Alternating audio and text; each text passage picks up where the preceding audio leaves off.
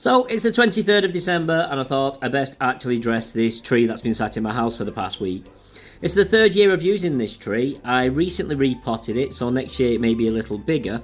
Well, I do like the idea of having a real tree as opposed to the artificial one that's still sat in my loft.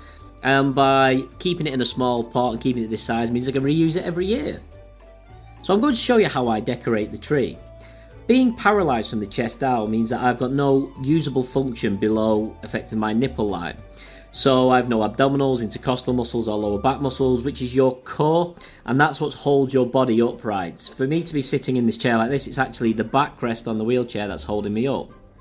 My chair has a slight bucket, which means that I can balance a little bit more.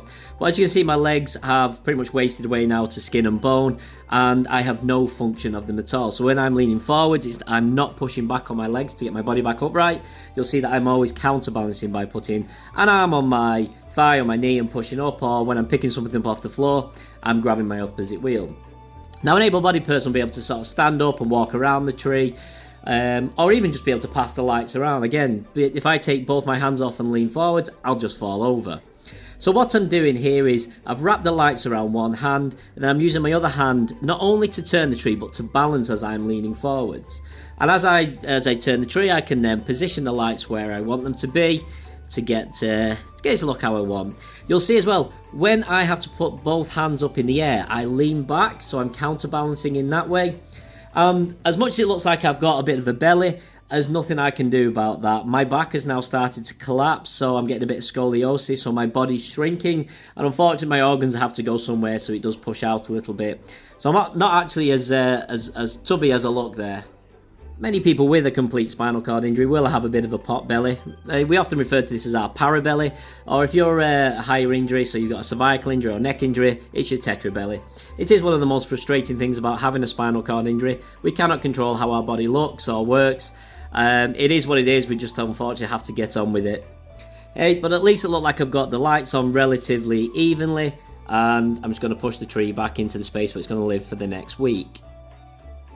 It's only a small tree, so I'm going to keep the decoration nice and simple. I've got these little pine cones that are covered in glitter, so I'm now covered in glitter. I've got very sparkly legs, and there wasn't quite as many in the box as I thought, so the tree does look a little bit sparse, but once they're all on, it'll be fine. I've also got these old school retro style decorations. I love these. They remind me of Christmases in the 80s and 90s and those old school Christmas films.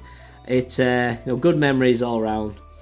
From this angle, you can see, I've got no core stability, so every time I've got to lean forwards, especially past my knees, to put those decorations on, I use my opposite hand to counterbalance, so I just put it against my thigh and my knee, in which case that braces me, and then I can push it to get myself back into an upright position. I could do with finding an extension lead, and I've probably got 2 or 3 around the house somewhere, but in the meantime, the closest plug socket to the tree is just behind this lamp in the corner. Obviously, with the sofa there and the table in the way, I can't reach it from in my wheelchair, so I've just got to transfer onto the sofa. It's a nice easy transfer for me. The height of the sofa is relatively similar to the height of my chair, and I do tend to spend quite a bit of time on the couch watching films or just relaxing, so it's not a difficult transfer for me. Then once it's plugged in, I can get back in my chair. My legs were quite stiff and spasming, so just got to let that pass. It goes quite quickly. You see them shaking there, and then I can just lift them, put them back in the footplate, and I'm good to go.